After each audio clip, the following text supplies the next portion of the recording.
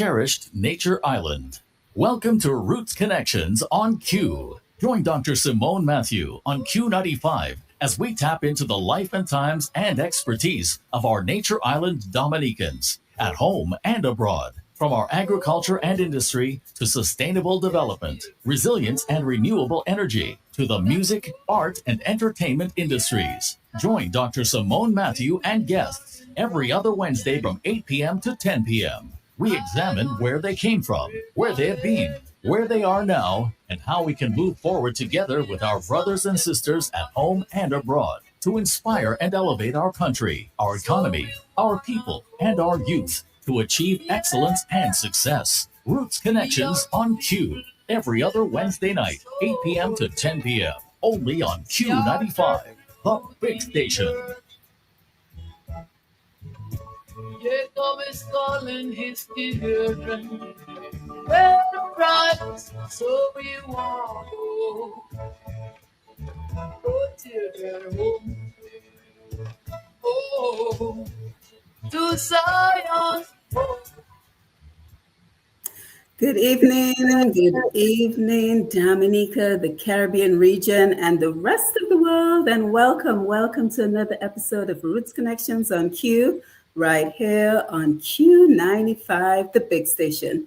Wherever you are, whatever you might be doing at this time, it is always wonderful to be in your company for our number one program for featuring a world where change is the only constant. So here on Roots Connections, we feature the change makers, the visionaries among us who are not sitting by the sideline, talking about what we ought to be doing, but they're walking the path. They're on the front line of meaningful change, turning that passion we all have for Dominica into action for the sustainable development of our island, our people, and our region, because we continue to witness how quickly the world around us is changing. So here on Roots Connections, we engage our visionaries to explore topics such as the changes we should be concerned about, the changes we should be taking advantage of, and the changes we ought to be making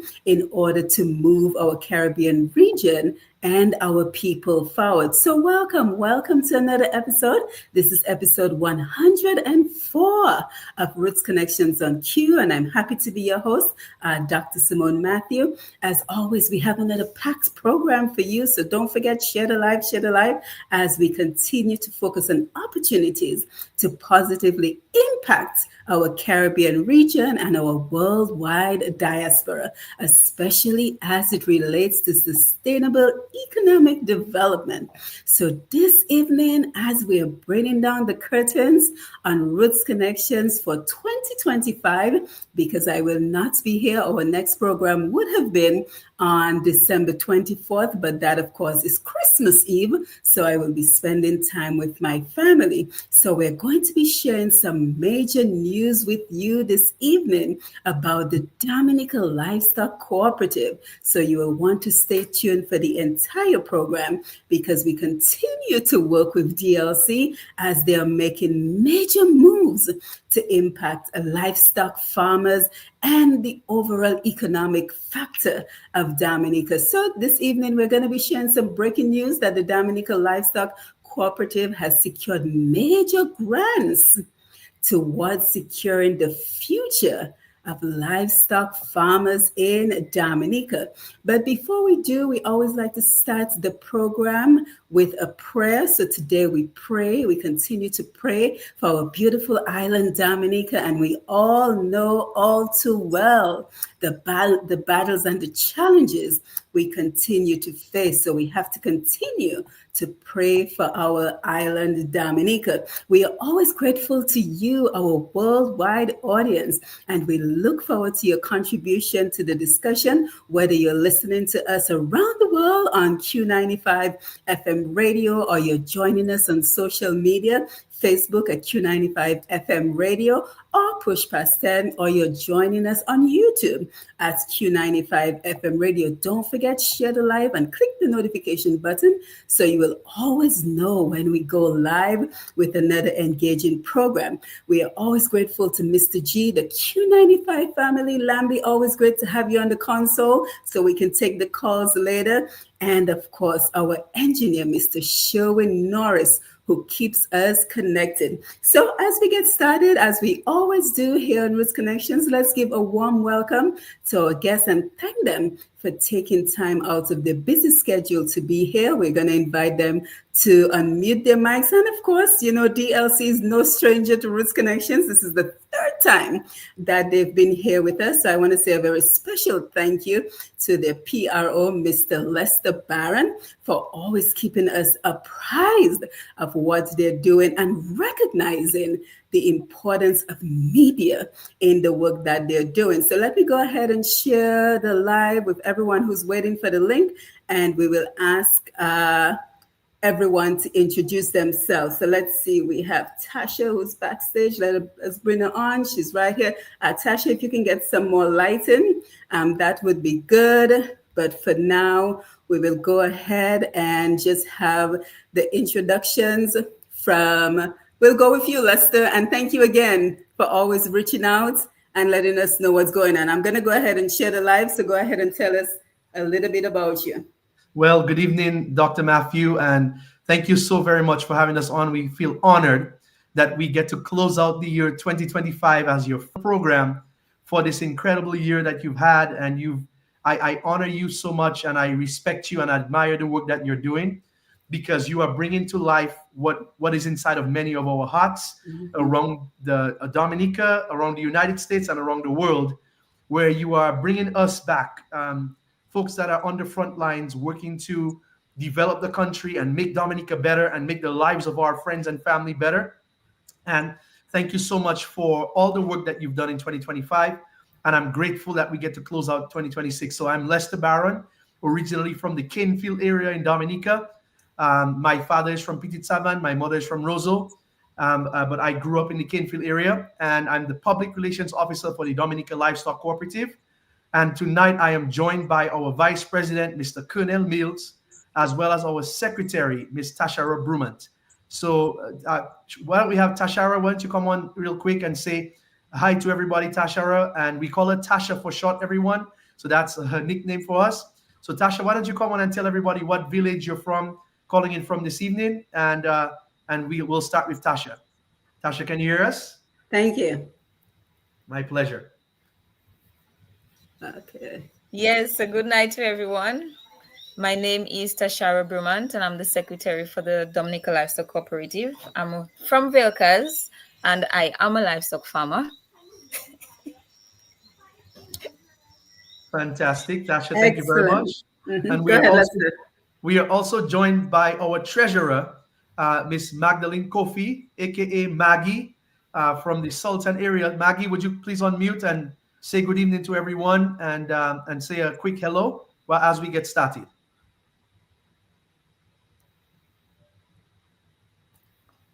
Let's unmute her. You're unmuted. Go ahead. Go ahead, Maggie. We can hear you and see you. Go ahead. Yes, good night. I'm Maggie, Magdalene Ismael, and I'm a livestock farmer also. And I farm in Sultan. Happy to be on the show tonight. A pleasure to be with the board tonight to talk about all the exciting things that is happening in the livestock world in Dominica as we speak. Fantastic. It's great to have you, Maggie. And we are also joined by our Vice President, Mr. Kernel Mills, from the Portsmouth area. Mr. Mills, why don't you say hi to everybody and introduce yourself? Hi, everybody. Greetings. This is Kernel Mills from Portsmouth, Lago, and I'm a livestock farmer. I'm happy and excited to be on the show tonight. Excellent, excellent. And Dr. Mathieu, we are so honored because, you know, at the beginning of 2025, the Livestock Cooperative set off with some very ambitious goals and objectives, right, and mandates. And it was a tall order for us. It was a stretch.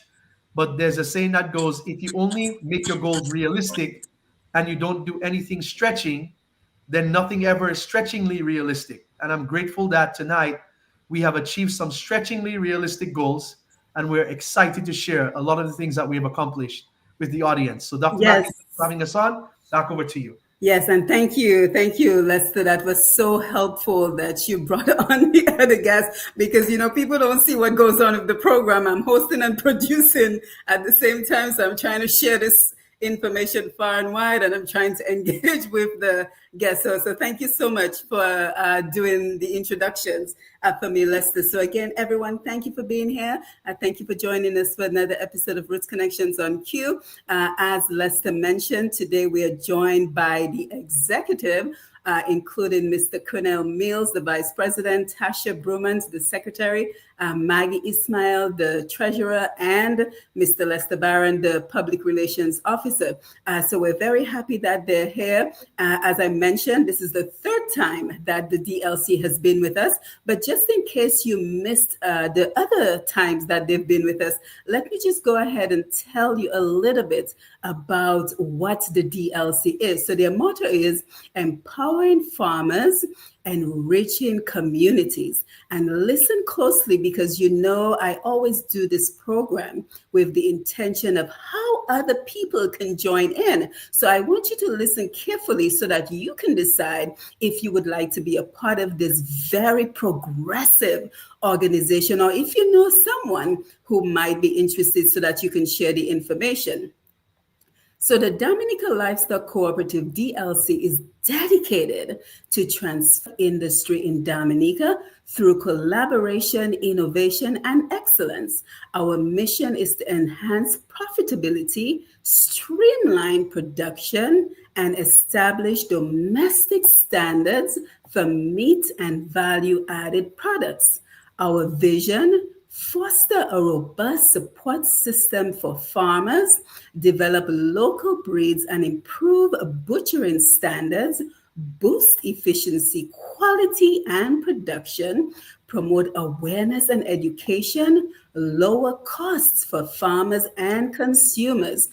They're also community driven. So their community driven approach at DLC, community is at the heart of everything we do. We bring together farmers of all ages and backgrounds, including local, diaspora, and expat communities. Our goal is to ensure that our members thrive and the communities they serve benefit equally. And then we have some information on how to join the movement, and I'll share that with you. But it says by becoming a DLC member, you'll be part of a vibrant cooperative committed to excellence in livestock production, community development, economic growth, and sustainable agriculture. Together, let's build a brighter future for Dominica's livestock industries. So, Lester, did I miss anything? Doc, I think you covered it all. I thank you so much for your warm introduction and thorough details of everything that we strive to cover, at least a lot. Well, you guys make it easy because it's straight from your website. So you guys are doing a fantastic job with that. So before we jump into the conversation, because I want for you guys to provide some updates in terms of what you've been doing. I know that the last couple of times we spoke, you talked about a 3-year strategic plan. So I want us to share on that. But before we do, I would just like everyone on the panel to just kind of tell us how long you've been a part of the Dominica Livestock Cooperative. And from now on, I'm just going to say DLC. And just tell us your experience. Has this been a good, beneficial partnership for you? What has been your experience? So Maggie, let me go ahead and start with you. Okay, we are a very young group. Yes. Yeah, we're a very young group. We only started last year, actually July of 24. Mm-hmm. And I mean, it's amazing to see the imaginable work that we have put together. Mm-hmm. And it may seem like we are old folks and we've been around for a while, Most of the farmers have been around for a while and they're very experienced and we all learn from each other. But the cooperative is very, very new. And we set up a 3 year strategic plan. But our first year, we have achieved all our three goals, which was to ensure farmers that community where we can share with each other's and just learn from each other's experience. And we were able to do such great things because, as you know, materials are very expensive. And we were able to get fencing wire at a reasonable price, at a reasonable rate, where all farmers and even non-farmers can benefit. And I mean, it was a milestone, but it was a milestone achieved, Mhm. and very well done.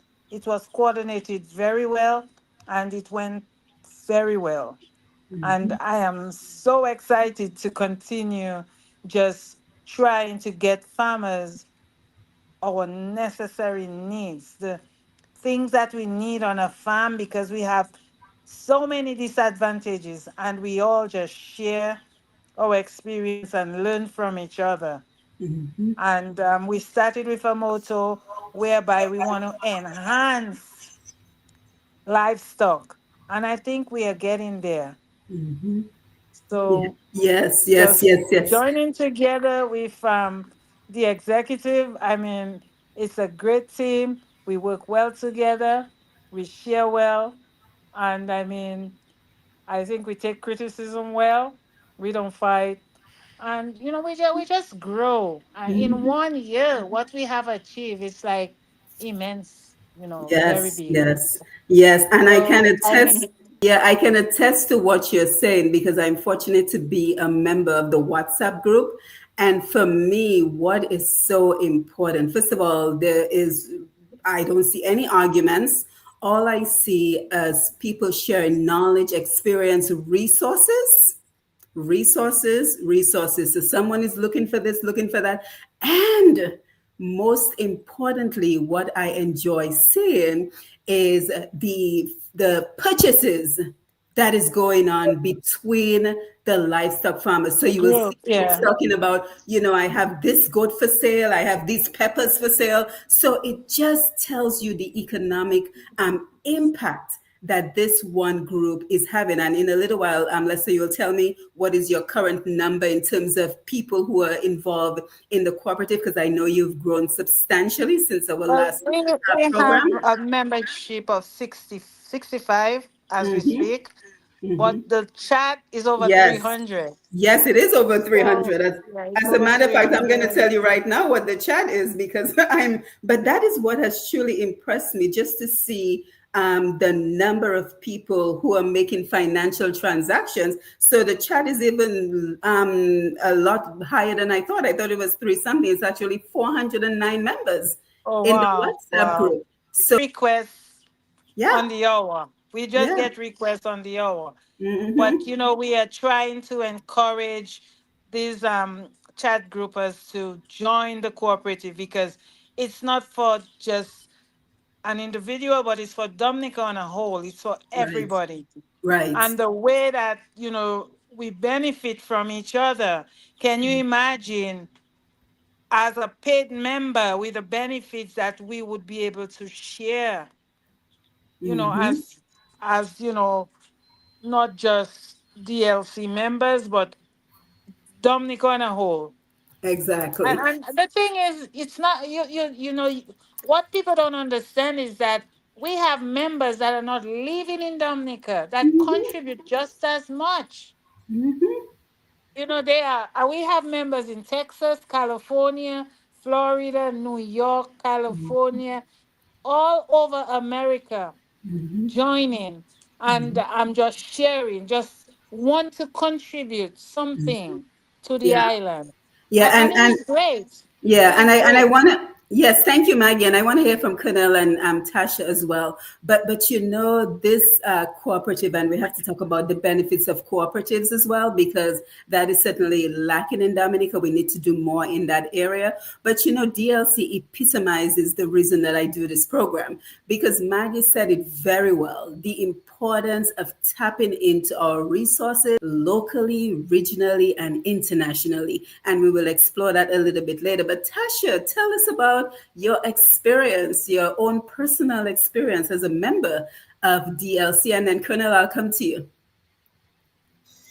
Okay, for me, it has been an interesting journey because you meet people that share the same goals as you, the persons that share your dreams, as I would say, persons that would love to see their improvement on the animals, on their work that they do on. It has been an exciting journey so far, and it's not just elderlies, or it's a mix. You have the youth, imagine our youth from from our 65 numbers, we have 28 youths. From our 65 members, 28 of that are youth, and 21 of that are women. So it has really been an exciting journey for me. Yes, absolutely. Thank you for that. Colonel, over to you. Yes. What I can say and what I will say is I would like everybody listening right now to join this cooperative, because in this cooperative I learned that together, once we're together, we're going to achieve more, and we're going to achieve everything that we're supposed to in the right way and in the best way possible, where knowledge is being given, and assistance and help, and you just name it, everything. And I encourage everybody that listening to join the cooperative. Believe me, the good vibes. Yes, excellent, excellent. So all positive, Lester. I'm sure you must be proud of what you're hearing. But just give us some updates, Lester, because we talked about the 3-year strategic plan, and let me make sure, Colonel, make sure your mic is muted, please.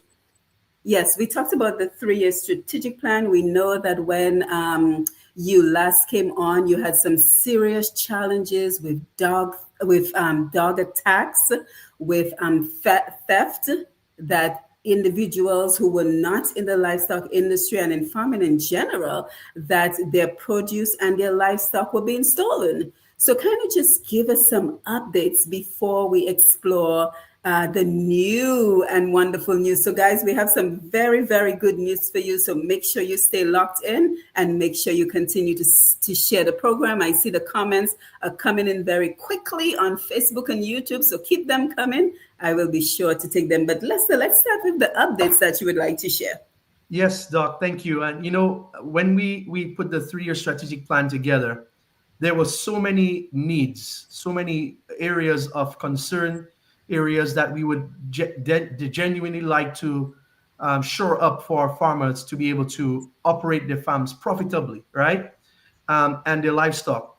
And it was tasked to the board to choose the top 3 out of the entire list, which honestly was a list, and I have it here in front of me, was a list of about 50 things that we had on paper that we wanted to accomplish, right? But we said, let's choose the top 3.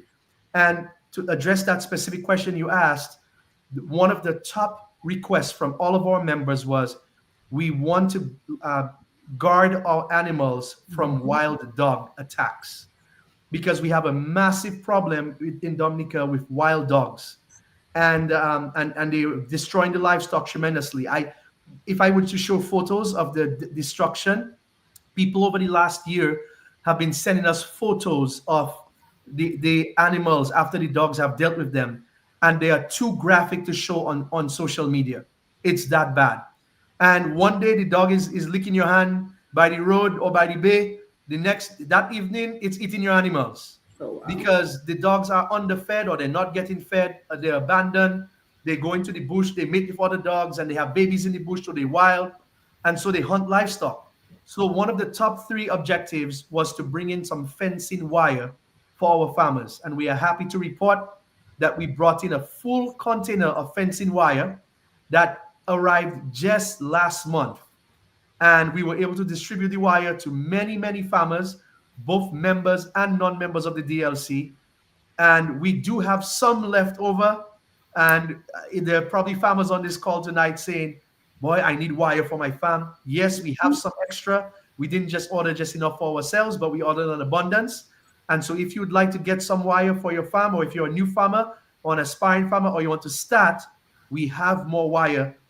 Trust me, it's at least 1/3 to 1/4 cheaper than you would buy it in Dominica. That's how inexpensive it was.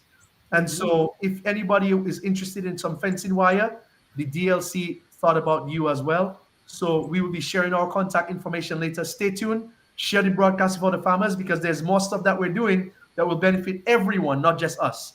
So, Doc, I'm so proud that I want to give Maureen Horick a lot of credit.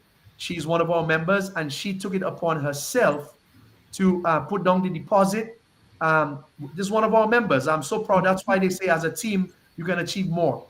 She put her card down. She said, I will put the funds down. I'll figure out the shipping. She took care of all the logistics, and all we had to do was get the orders from the farmers and bring the container to Dominica. And she handled it with Maggie beautifully. So I just want to say thank you very much to them for the work, the time, the effort, the energy they put in behind the scenes, because that one objective took a lot of work, but it paid off, because the smiles on the farmers' face, the security for their farms, we are so very, my heart is full, my heart is joyous because of that one accomplishment, and just one of many. And that is a major accomplishment. But also talk to us, because, have you had any inroads in terms of protection from the folks that do not sow anything, but they're anxious to reap the fruits of other people's labor? So have you had any luck with addressing that in any way? Doc, I thank you for bringing that up, because we recently did a recording with our local farmers in Dominica, addressing how we are going to combat this larceny and predial larceny, as it's called in the Caribbean, which is people volleying your animals in English, right? Yeah. And so Doc, it's still a situation, it's still a challenge. However, more awareness to it. And Doc, as you know, we did a recording, and we actually have people on camera coming into somebody's pen and stealing their goats. So for those of you that think, oh, it's not a big problem, people bullface in Dominica. Yes. Those volley coming into your pen, your dog barking at them, they don't care. They bring in their cutlass, they break in your pen, and they come inside your yard and steal your animals. And so we have some things behind the scenes that we're working on, Doc, in addition to the fencing. But there's some secret places on animals that most people are not privy to. The average person is not privy to. And we are working right now with a US company to have GPS tracking as well as ID tracking. It's the first ever of its kind in the world for animals that will be inserted into our animals in Dominica at a very particular place, which we will not disclose to you, so that even if they take the animal and they try to cook it by the river, or they try to bring it to farm, or they try to sell it to the other islands, which happens as well, we will be able to track them down. And we're working with authorities right now to have very stringent penalties for these thieves that come and take our animals, because our farmers work too hard for their hard work to go aside to somebody else's pot or somebody else's farm or their pocket, and that's not fair to the farmers. Yeah, so we're going to be implementing that very soon. Yeah, absolutely. Any other updates anyone would like to share this time? Tasha, Maggie, Kernel, anything else comes to your mind that is of significance to share with the audience this evening? Lester thought, even currently on the membership of the DLC, we have police officer that is willing to work with us on the animal thief in Dominica. So we have a committee. We will try to develop that committee to work closely with the police department to help us alleviate that theft problem. But not only the theft, but people need to be responsible for their dogs, because a lot of farmers are losing animals from the stray and wild dogs. And it is very sad to come to your camp and find all your animals dead and nobody takes responsibility for that. Mhm. But this is a grave problem that we need to take care of. Yeah, absolutely. Tasha, Kernel, anything you would like to share at this point? Nope, you guys are good? All right. No, no comment. All right, Well, Tasha. another update, we also had um, a little webinar series. I'd say if you're a DLC member, you had access to that webinar. It's from the Iowa State University. They have a webinar every month. I am part of it and I enjoy the webinars. So I know Lester always sends updates to the chat when they are having the webinars. So I think that we should take that opportunity as well on the chats. The Zoom, it's on a Zoom. The chats normally it's normally there. So I think we as members, as DLC, we should take that opportunity, and it's mainly for persons interested in milking, but they have different aspects and different educational series where they bring up different topics, whether it's the health, the kidding. So just that update I wanted to give so that Mhm. members remember that and to join on. Yeah. So let me come to you, Kernel, because it is great when we say we have 409 people on the WhatsApp group, right? But when we hear only 60 of those members of DLC, to me that is concerning because more of those in the WhatsApp chat should be members because that is where you get the true synergy of folks who are committed. So, what would you say, Kernel, are the benefits of going from just being in the WhatsApp group chat to becoming a member? Because I think part of what we should be doing this evening is to convince people to be a member of DLC. So, what would you say are some benefits that you enjoy as a member of the organization? All right. So, what you would enjoy as a member or being a member from the DLC, not just what, there are many things. Mm-hmm. Everything concerning animals, whether you're doing poultry, whether you're doing sheep, whether you're doing goats, whether you're doing duck, just name it, whether you're doing bees, is a wide scale. We Mm-hmm. targeting all livestock farmers, and believe me when I say you would economize on basically everything that you can think of, whether it's feed, whether it's fencing material, whether it's roofing, because we can do everything in a way that people will spend less money and get more value for the money at the same time. So anybody out there right now listening to the DSC right now, Mm-hmm. I can attest to that, and I can tell you, partner, it has been a great journey so far, and it will continue to be as great as it would ever be. So I can say tonight that we just need people from the WhatsApp chat to just come in, register, and enjoy the journey with us. Help us grow.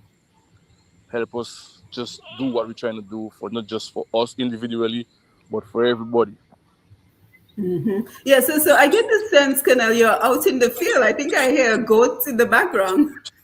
Yeah, normally Wow, there's that's commitment. That is commitment. Because what is the time? It's almost 9 o'clock in Dominica, and you're still out in the field. yeah, because yesterday I didn't get enough attention from me, so today I Oh, try to put in the overwork. But normally that's my time wow, I just be out there. So that's but I commitment. Thank guess. you for that. Yeah, All but right. but Yeah. yeah, let's piggyback on what Cornell said. Benefits, exclusive benefits. If you're a member of DLC, what would you say? Doc, first of all, having access to experts around the U.S., right? For now, it's the USA, but our members have direct access to some of the top vets and top PhDs as well in the United States. For example, the other day there was one of our members with a situation, and her goat was the baby was breached as the goat was giving birth, and we literally got the vet from the USA on the phone live on video on WhatsApp with the member and somebody else helping pull that baby out and reposition the baby and then taking care of that mom, right? So if that access wasn't available, that they would have lost the goat and the baby most likely, right? So having access to resources and specialists around the world is very important. Something else that they have access to that we don't I can't say everything tonight, but I'll tell you what I can is some grants, which we will talk about at the end, right? How do you bring the group together to get the funding into? How do you bring people together to get funding into their hands? That's through grants, and because we're an organization, we're able to do more of that, right? Number three, access to actually live animals. One of the things that we're able to do, Doc, is to bring in some heritage breed chickens into Dominica. Now, there's a difference between a hatchery chicken or a hatchery set of poultry versus a heritage set of poultry. What that means is hatchery chickens are chickens you could buy from any of the hatcheries that are approved on the Dominica list, and you could import those birds, but their lifespan for productivity is shorter than a heritage breed. A heritage breed of chicken can give you eggs for 5, 6, 7 years or more sometimes, whereas a hatchery bird can give you top production for 1 to 2 years, maybe even less sometimes.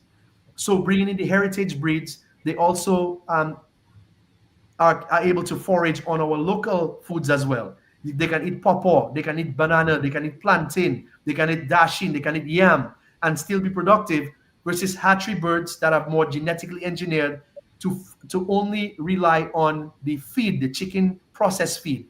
So we've made some strides with heritage breeds, and we now have several lines of various heritage breeds in Dominica as we speak. Oh, So that's one excellent. benefit. Yeah. Excellent. Yeah, and let me stay with you, Lester. But when I come back to the panel, what I would like each of you to talk about is any training that you have benefited from. So think about that for a minute. Any training that you've benefited from, whether it was through a webinar or having someone to speak with directly. But Lester, when we started this conversation back in 2024, it was actually, I wrote it down, July 10th, 2024, what we started talking about was goat insemination, right? So kind of give us an update. Is that still going on? I know that we're now bringing in live animals. So give us an update around that area. Doc, like everything else, once you start doing the work, it evolves, Mm-hmm. and so our objectives have been upgraded, our tasks have changed, and evolved, I would say, is the word, right? And so, first of all, we meaning the Dominica Livestock Cooperative, other farmers, and the government, we worked hand in hand with Dr. Sentemi. Lots of props to him as the chief vet to get these genetics into Dominica. And we were able to bring in lots of semen. So not just goat semen, we were able to do some pig semen as well, but various breeds of goats. So we have Boa, Nubian, Kiko, and probably a few others by now. And that led to an incredible blessing for our farmers, because right now what we have is we have a database or a base of semen that is now stored, and that semen can last for many years, several years, or even decades in liquid nitrogen, right? So it gets topped up every few months, and what we do is we ensure that genetic database can be now used to spread across the island with our farmers, and the purpose of that was to increase the carcass size and the growth speed of our local animals. Our Gatewas goats, or local goats, or Creole goats as they're formerly called, they grow very slow and they take a long time to mature for meat. But by bringing in this genetics from the United States, we're now able to improve the next generation of goats. So some of those animals, if you can imagine, Doc, can get up to 100 pounds, even as short as 7, 8, or 9 months, right? Be at 100 pounds. So instead of a farmer waiting for years to harvest an animal and making a small profit, they can harvest them quicker and make bigger profits. And that was the vision. And so now we were actually gifted, and I want to share a little bit of this. We were gifted semen from some very generous donors in the United States as well. And so I want to shout out our sponsors, the people who've been able to come out and bless us with some semen. We want to say thank you first of all. And Doc, let me know if you can see my screen. We want to say thank you so much to Mr. Sam Golding. No, I Of can't. Oh, let's see. Let me add it. Hold on. Yes, here we go. Go ahead. Yes, Great. you're good. Mr. Sam Golding of Goldmine Boer Goats. And just to give everybody an idea of what we're doing, look at this goat here, Doc. That is not a Gatiwas, okay? That is what's called a Boer goat, and they get up to upwards of 320 pounds, okay? The males get up to. So Mr. Sam Golding is based out of Texas, and he was able to bless us. He blessed some of our livestock cooperative members with some complimentary semen from his own database. So he was able to bless us. Then Dr. Ann Peichel on the left, our president, Mr. Danny Edmond, as well as one of our members, Colata, were able to attend an artificial insemination seminar at her facility in Tennessee. And she also blessed us with 100 straws of semen from her Kiko goats. That's a specialty. And then Dr. Steve Hart, who's a professor at Langston University, blessed our farmers with free books. He wrote some books on how to raise goats properly, and he blessed us with 3 boxes of books that he wrote. So, in addition to that, we have many other people that have contributed, but these are the top 3 that have blessed our farmers so far. So, those are just some of the benefits, right? The education piece, the having the access, the semen for our farmers that we've been blessed with, and so a training and so many other things, which I know that the rest of the board will talk about briefly. Yeah, and again, speaking about local, regional, and international collaboration, because sometimes we spend so much time being Dominica focused that we don't think that other people in the Caribbean region or internationally are available as resources. So I think that is one of the powers of DLC, your ability to be able to reach beyond Dominica to address issues and problems and challenges that are going on the ground. And of course, it is great to hear that the government is in support of your work, especially as it relates to Dr. St. Amy. So guys, any trainings that you have personally benefited from since the inception of DLC? Anyone wants to chime in? There were so many trainings. I mean, I don't even know which one to pick. we, we had quite a bit of learning experiences. Not in person, there were webinars, but we had for a whole month session, could invite the entire membership to learn about, herds, goats, sheep, chickens, fowls, no matter. It was immensely educational and benefiting. So there were so many, and I didn't really take down a lot of that information, but there were so many webinars that we did with universities and professors, and there were learning sessions. There were things that you could, help enhance your herd, your farm. We talked about milking. We talked about deworming the animals. We talked about taking care of their hoofs. We just had so much learning that things that, I mean, maybe I would, you think you know it because you practically dealing with your animal every day, but practical things that you think maybe you overlook, then you go back and you relearn it, and it helps you. It enhances you, get closer to your animal, and ensure you what you're doing is, right, or you need to, you know, enhance part of what you already know. So those were very educational, and to have, you know, experienced doctors from different farms in America take the time to do this training for free for a whole month. I mean, you can't ask for more. And Absolutely. even really talking about having the doctor come down to Dominica to train us and to continue to teach us.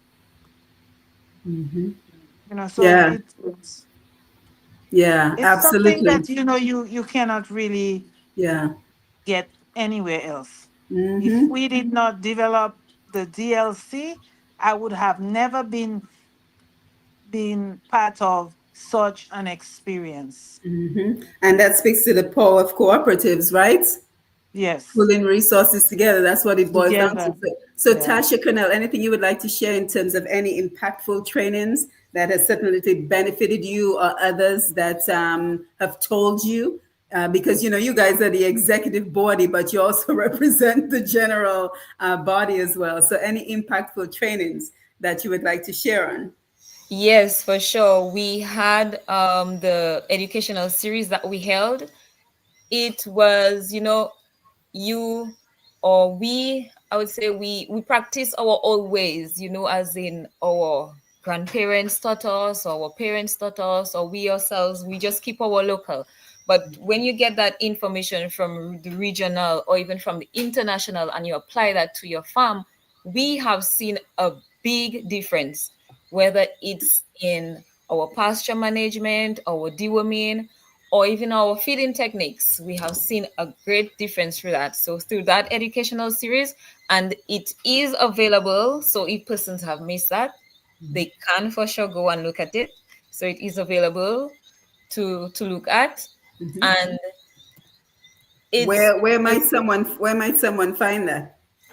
they could go through on our page, on our Oh, website, okay. and yes, And I request. will just go ahead and mention the website because I think it's important to mention it a few times before the end of the program. And I'll also share the phone number and email address at the end of the program. But grab a pen, grab a paper. Guys, once you come on Roots Connections, you're listening, you need a pen and paper, right? So for 2026, let's make our New Year's resolution. When I'm listening to Roots Connection, let me grab a pen and paper because we're going to share something that I will want to take a note of. So the website is www.dominicalivestock.com. Very simple. It's the name of the organization. www.dominica.livestock, livestock.com, and I will mention it before the end of the program as well. But I also believe that you have a YouTube series going on. So, Kernel, if you're with us, would you like to tell us more about that? And if you're not, then Tasha, you can probably tell us more. I think Kernel might be Also, yeah, just to add, also attending to the goats. I recently attended Go ahead. to the animals. He's tending to the animals. So go ahead. Okay, I recently attended a co-op. The co-op division had a seminar, and we had persons. It was a 2-day seminar. We had persons from Grenada, Saint Lucia, Saint Kitts, Saint Nevis. We had persons from Saint Vincent. So it was about coming together as cooperatives, sharing the weaknesses and their strengths, and ways to encourage persons in joining cooperative, the importance of cooperatives, the benefits of joining cooperatives, and through cooperatives receiving grants. So it was really inspiring, the series, and it was well attended. Also, I met with a livestock farmer from St. Lucia, and we stayed chatting for like the rest of the afternoon. It was so interesting. Mhm. It was Oh, really. absolutely. So, guys, I think it is crystal clear at this point the impact that the DLC is having. Colonel, I think you're back. You were attending to the goats. Okay, you're still muted. I wanted to know any trainings that have been important to you. You can unmute. Oh boy, I think he's in the field, guys. So be patient. All right. So while he is waiting to join us, Lester, let me come back over to you because speaking of collaborations, you had mentioned to me some work that you're doing with Dr. Leroy Santiago in Bahamas and a New Zealand opportunity. So tell us more about those because I see that your reach continues to expand far beyond where you started with the DLC. So tell us about these initiatives. Yes, Doc. Regarding the Dr. Leroy Santiago, he's half Dominican, and he has become an agronomist, a seed expert, a plant expert. And I promise you that meeting him was a blessing for me because he has brought back a lot of the original strains of grasses that used to be very prevalent and prominent across the Caribbean. And Dominica has a lot of grass. However, when you start raising up animals for maximum production, productivity, growth, and performance, you can't just feed them any grass because all of the grass has various nutritional value, right? So if you can pick capi and give it to your goats, but the capi might not have as much protein content as Mombasa or Cayman or some of the other legumes, right? Like alfalfa or Timothy or any of the other grasses. So, Doc, one of the things that we'd like to do is we are now in the process of working with the government divisions, different divisions there, and we are working with them to import seeds, and that those seeds will be used to cultivate pastures for forage for our animals.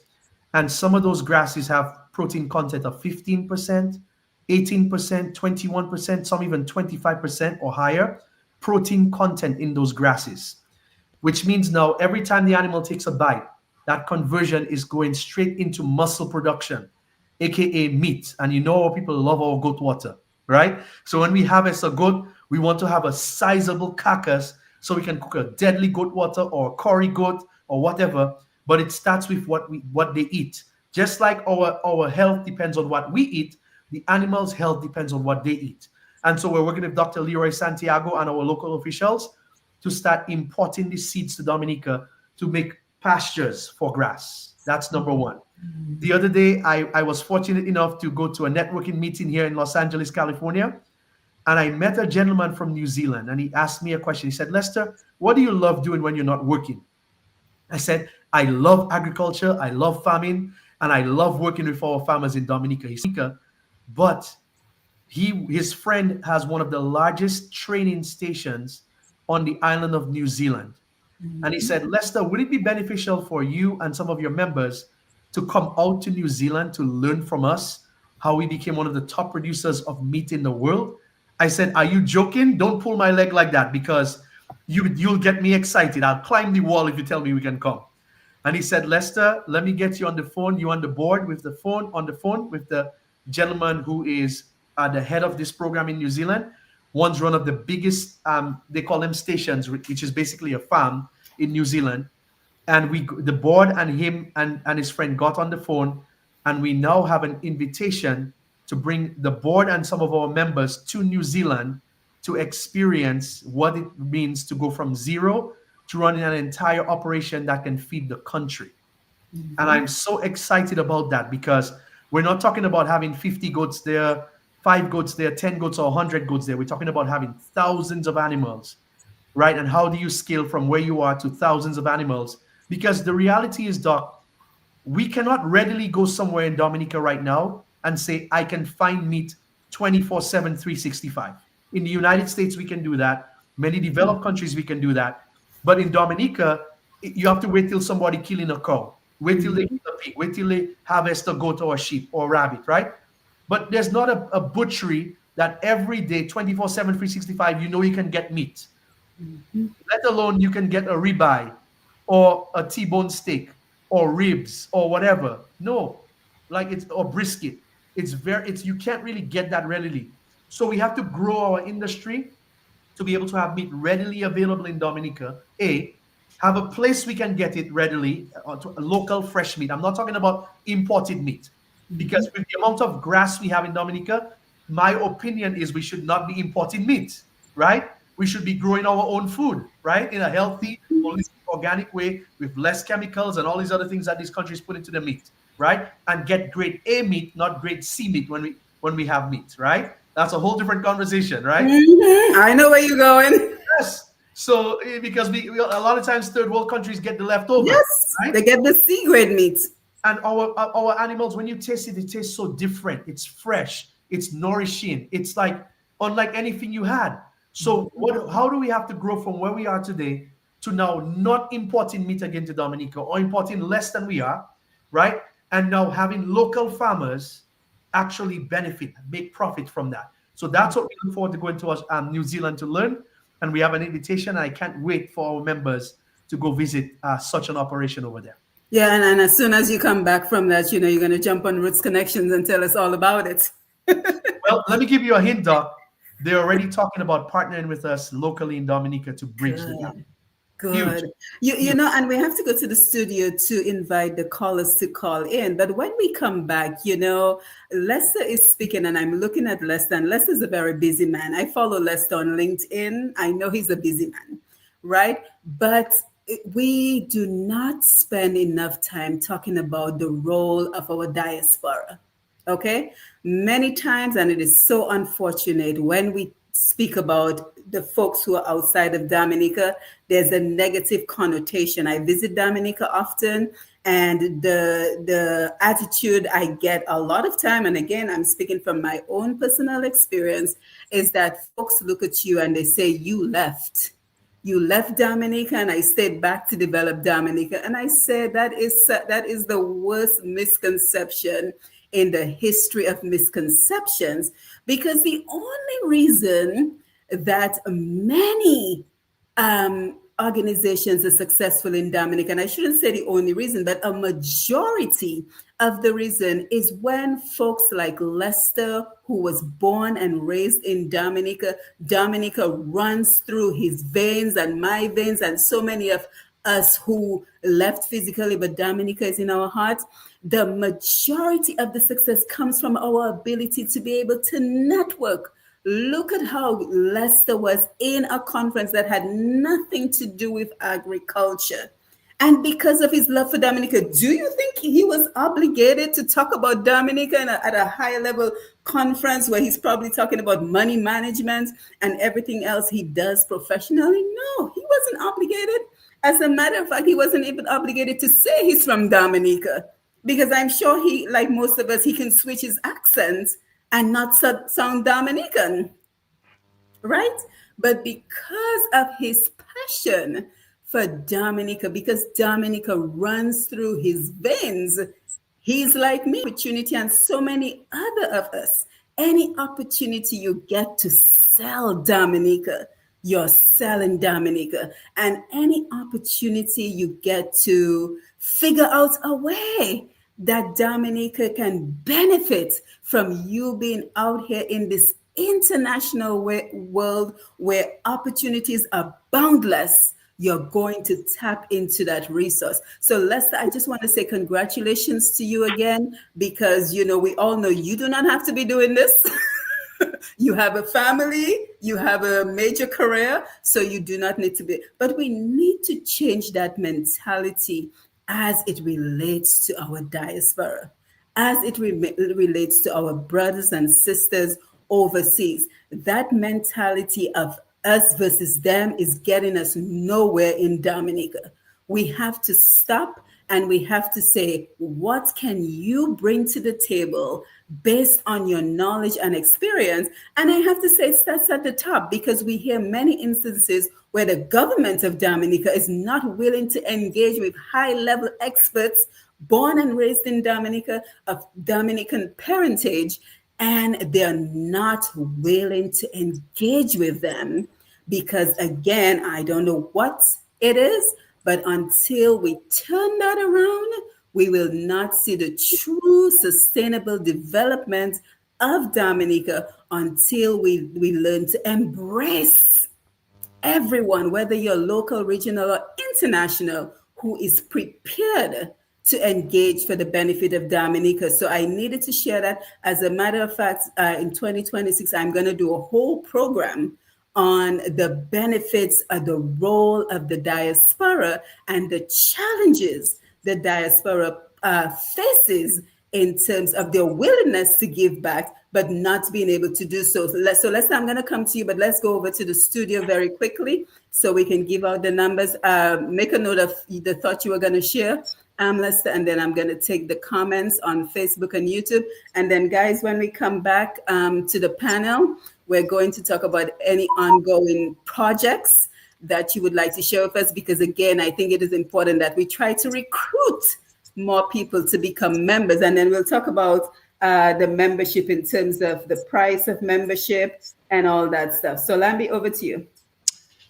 Good evening.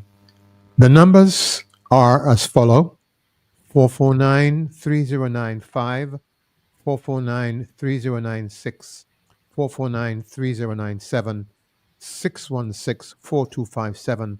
Those are local numbers. The overseas or international number is 305-432-9624. Let me run those numbers one more time. 449-3095, 449-3096, 449-3097, 616-4257, 305-432-9624. Back to you, Simone. Yes, thank you for that. So let's go over to Facebook and YouTube. Erickson Lewis says, good day. Let's see who we have. Peter Thomas, good evening. Nice to have you, Peter. Bush T, let's see that person's name. Bush T Therapy Flow, good evening to you. Thank you for being here. You get sent to land. Guys, if you're listening and you're watching and you want to be acknowledged, just post a response. Just tell us where you're joining us from, and I'll be happy to call your name. You get sent to there. Hi, good night. I'm on. You get always great to see James, my friend. Greetings and job blessing to all. You get says, interested in this cooperative because my stock has tripled. I think I want to join your WhatsApp group. So you get stay tuned. I'm going to post the link to the WhatsApp group. So once I post it, you just click on it from your cell phone and you will be able to join the WhatsApp group. So Lester, the one who's on the show right now, says team. Together, everyone achieves more. I love it. So the acronym for team, TEAM, together, everyone achieves more. I couldn't have said it better. Linford John is on board. Nice to see you, Linford. Thank you for being here. I think that's the Caddis legend, Linford. Correct me if I'm wrong, but I do recognize you. And that's the right person, right, Lester? Yes. So what an honor to have one of our Caddis legends with us, Mr. Linford John. Thank you for being here. Margot LaRock, my friend, always great to see you. Lester says, help us to spread the word about the work we're doing. Absolutely. So share the live, get your pencil and your paper down, the contact information, because I'm sure in your mind you're thinking, I need to join this cooperative, or I know someone who can benefit from this. 767 DOM, nice to see you. Solomonville, it is tough to lose your animals, always starting over. Absolutely and correct, Solomon. Thanks for sharing that. I saw something from Carl. Let's try to go back up. I don't know, my computer is not working with me, but let's see. Okay, our people have to... Carl says, our people have just become too insensitive and selfish. However, if there are real law and stringent penalties for the perpetrators, then I'm sure these crimes would lessen or even stop. The country just too lawless from top to bottom. Absolutely correct. Huguette, I saw some insemination on your website and was impressed. Thank you for visiting the website. Huguette, Lester says, thanks for the kind compliments. 767 Dominica, I'd really like to start the Dutch chicken program in my village. Is there any support or funding available to help me? So Lester, make a note of that question. So when I come back, you can answer. So the question is, I'd really like to start the Dutch chicken program in my village. Is there any support or funding available to help me get off the ground? And guys, you know, we have a major announcement coming up in maybe about 20 minutes or so. So really stay tuned, because it does relate to major that the Dominica Livestock Cooperative has secured. And then Lester says, yes, we are happy to share how you may have access to the resource. So thank you for that. And then I will be sure to share the contact information. 767 Dom also says, I'd love to see us start producing fresh milk locally. The nutritional benefits are far better than cow's milk, and I'm wondering if we could realistically produce enough for the country. So some great insights Dom 767 Dom, and then someone 00 Dread. We could, but it would take good marketing to get buy-in from the public. Let's see who else we have.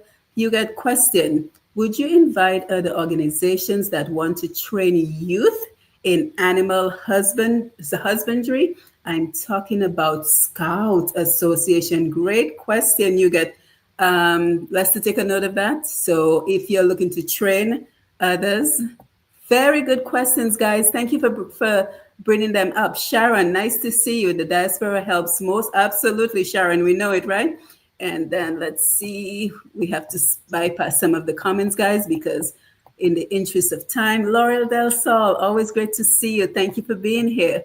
Nicole, greetings, guys. Interesting, interactive. Hendricks Ismael says, blame the French and British for our plight as African people within every country. You have tribes in every village. Rosa people don't care what's happening to Southern people. I'm going to disagree with that. We can't make those general statements, Hendricks. I never believe in generalizing any particular people. So we're not going to condone that statement that Rosa people don't care what happens to Salisbury people. Absolutely not. We're not going to go down that road this evening. And Ranji Frederick, thank you for being here. So guys, thank you for the interaction on Facebook and YouTube, and continue. Oh, I'm so sorry, Lambi, I did not see your hand. So go ahead with the call. My apologies. I'm not sure if the caller is still there. Caller, is still around? Sorry. Yes, I'm asking whether you are taking my call because I'm not there. Calm down. We're listening to you now. Go ahead, please. All right. I just wanted to ask some questions. Where you all have your office in Dominica? I am interested in that cooperative. I'm also a livestock farmer. Yes, sir. Let me give it to you. I was going to give it at the end, but I can give it to you right now. So hopefully you have a pen and paper. It's going to be at 27 Hillsborough Street in Dominica. 27 Hillsborough Street. So I know. Okay, if I can add where it's easier for him, you can go to the cooperative office on High Street. It's behind the Inland Revenue Building, and you can just ask them. They will give you the card, and you can fill it out. You pay $150. That's all you need. It's the cooperative office. It's on High Street, in the back of where we do our license when you go and register your vehicle. I know we have the department there. Yes, the motor vehicle area. Yeah, so there's a cooperative division there. You go right to that office and sign up. Yeah. Because the office that Dr. Mathieu is giving, we are not always there. I'm about 20 plus books already, so I am in. That's very good. Or you can also contact Maggie. I make it easier for you. Artificial insemination to build up my breed. Yes. Oh wow, glad to know that you're interested in that, and we have a lot of that coming. So it's very good if you would join, because you could benefit from that. We have a lot of. Because I am not the only one that wants to know how to contact you all. So that is very good information. Okay, so if you just go to the office, the cooperative division by the license division in Dominica, and that's on High Street. It's just in the back of the building. And you can just ask. They will give you everything that you need. Okay. All right. Thank you. Okay. Thank you. And I have the High Street area, so I will get that. Yes. Very well. Yes. Yes, okay, thank you, sir. Yeah. Thank you for calling. So, guys, just to reiterate what Maggie was saying, because we all need landmarks in Dominica. So, again, go to the cooperative division on High Street, and that is behind the Inland Revenue Division. You can fill out the form, and for only $150 EC, you can become a member of the Livestock Cooperative and enjoy all the benefits that we're talking about. So, Lester, you took a note of those questions. You want to respond? And then, guys, We're going to come back and continue the conversation. If you want to chime in about the role of the diaspora, if you want to chime in about any ongoing projects you want to share. So Tasha, Kernel, Maggie, I'll come to you in a little while, but first let me go to Lester so we can answer some of the questions that came in on social media. Go ahead, Lester. Oh, thank you so much, Dr. Mathieu. So first off, everybody, I want you to know that all of the board members have been working together and reaching out to their network. Dr. Mathieu talked about the network earlier, and there's a great saying that your network equals your net worth, right? And what that means is all of us get to tap into the resources of people that we know, not just in the US, but around the world. And the first thing I'd love to do is to invite all of you, if you know somebody who is an expert in an area, they're an expert in agronomy, which is grasses, they're an expert in building infrastructure, feed production, whatever expertise they have, please connect them with us, okay? DominicaLivestock.com. You can chat with us live. You can send us an email there. Our phone numbers are there listed, and the WhatsApp groups are there. DominicaLivestock.com. Join our community. Boom, you can just drop into the WhatsApp, okay? So we need the whole village to make an impact in this area. When I say the village, the whole island, every person, every connection to the US, the UK, Europe, Africa, the Caribbean, wherever they are in the world, if they have expertise, Russia, China, India, it doesn't matter where they are, please connect them with us, because we are no ego. We're not ego driven, and we're open-hearted and open-minded, which means everybody can contribute something, right? So whatever if you say, Lester, Dr. Mathieu, Kernel, Tasha, Maggie, I'm inspired by this, how can I be a part of this movement? Just reach out to us and we will welcome your gifts, right? For example, we have some police officers that said, we want to be the animal police for Dominica. That is incredible. That is them already using what they're already doing, but putting it towards our cause, right? The next thing is, we were just gifted some books by Dr. Ann. She just did this yesterday. And they are dairy goat production books. So anybody that's on here, because the goat milk doesn't only produce milk, it's for cheese and all other things that can be made, right?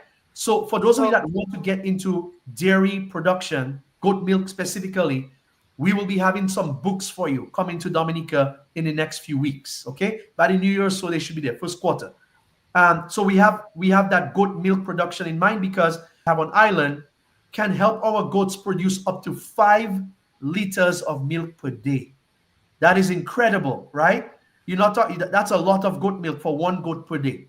So I'm looking forward to having those accesses, and then once we inseminate those goats, we try to bring in some embryos, which we'll talk about later. We can grow the stock faster. Okay. The next thing is we are partnering with other organizations in Dominica. We would love to partner with the youth, the scouts, women farmers, other groups, other cooperatives, because we plan on bringing down a doctor named Dr. Dan.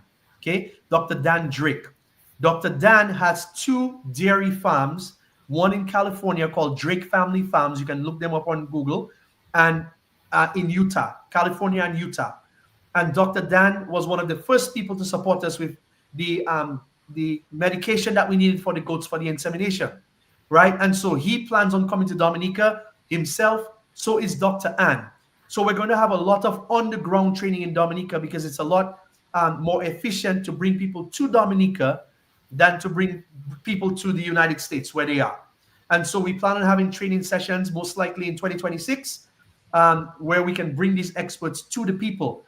And so we want to take that to the schools. For example, we're working with Principal DJ at Community High School right now to bring some of that education and resources there.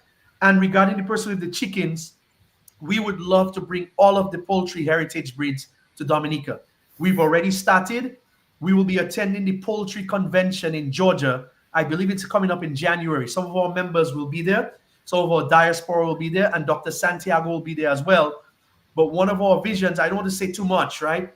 Because the board tells me, let's say you get excited all the time and you tell everything all the time, right? But can you imagine if we have 100 youth in Dominica that, as their pastime after school, they could take care of 100 laying chickens, heritage breeds, and now the youth of Dominica start supplying the stores? with eggs. And now, do you know that it's not only the fresh egg, but do you know that there's a thing that hotels prefer over fresh eggs called box eggs? You know there's a machine that you crack the egg, you put it in the machine, it beats the egg and it goes into a box, like a carton of eggs. Instead of a carton of milk, a carton of eggs. And the hotels actually prefer the cartons of eggs than the actual live fresh eggs, because it's easy to transport, doesn't spoil as easily. Everybody understand? So we could do so much in Dominica to improve our next generation, and even our farmers. We can start producing box eggs. But as we go, as we know, we don't have enough animals on the ground. There's no way that a few farms around Dominica can suffice. When I come home to Dominica, I always have to go to multiple stores to find eggs. I always have to go to multiple stores to find meat. If I want local meat, I have to ask around or ask on the chat, and not everybody's selling.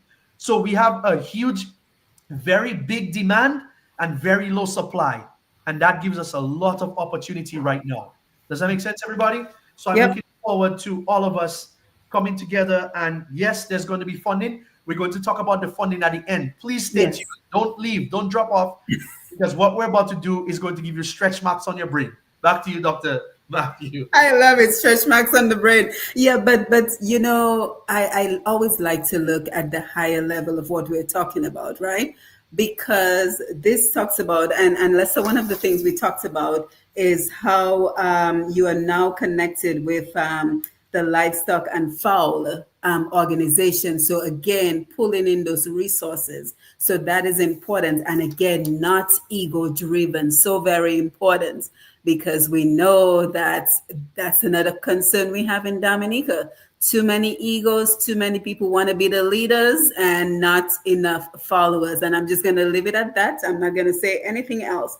But the ripple economic impact. So Tasha, tell us, I think Lester kind of started that conversation, but are you seeing a ripple economic impact as the work of the DLC, the Dominica Livestock Cooperative, continues to evolve?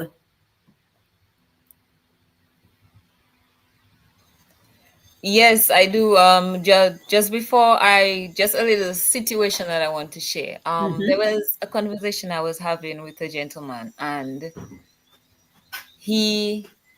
after we finished speaking, he was like, how do you know all that? You know, he's asking me, after I told him that I was a livestock farmer, he's asking me, how do you know all that? Subjects, you know, so I'm checking for it. I didn't choose to be a livestock farmer because that is what my parents or my grandfather or my past, used to do. I chose it because that's what I love. That is what I'm interested in, something different as a youth. So some persons, they're just like, and that's why some persons are not, I would say, young persons don't see farming as an option, I would say. But I think it's one of the best ways to go or to start. So to continue with that, it has, or it is leaving a great mark in our livestock industry, in our farming industry. Especially the importation of the live animals, the different breeds. We have the meat breeds, the Kalaharis, the Savannahs, and we also have the milk breeds, which are the Nubians, which produce a lot of milk. And we have seen a lot of young persons tapping into these persons that as they would say, our gatewas, our local breeds tapping into this. We have our cattle industry that we're trying to promote as well, our chicken, our rabbits, our pigs, just name it. So we are hoping that our Dominicans, diasporas, whichever, they tap into these, they become a member, and they get on board. Yeah, so Kernel, you dropped up for a minute, but we were talking about the ripple economic effects of the DLC. So just going beyond what you're doing, how it is impacting the economy. But let me also say that while you think about that for a minute, Kernel, let me also say that because one of the questions, and everyone knows here on Roots Connections, one of my passion is youth development, youth engagement, the future, securing the future of our youth in Dominica.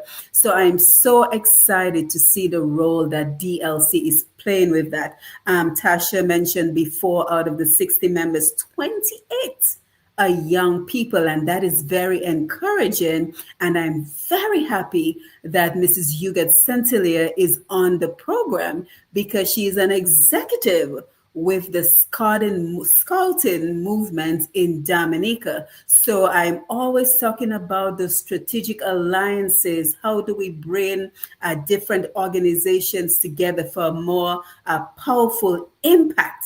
And so I know that Mrs. Centilla is going to want to connect with you at DLC so we can really get that youth movement going. And I can tell Tasha has a lot of great ideas. I know the organization has a lot of great ideas to get the young people excited, to let them know that the farming we're talking about is not the traditional farming. There's so many different aspects to farming, including what we talked about in terms of the technology aspect. We know young people like to get involved in technology. The opportunities to maybe even as the organization grow to get to travel. So we know our population who listens to the radio, we know a lot of young people, unfortunately, are probably not listening. But our role in all of this is how do we get the young people excited by sharing a program like this with them and saying, check them out. It's not just going to be your hand in the dirt, because I think a lot of people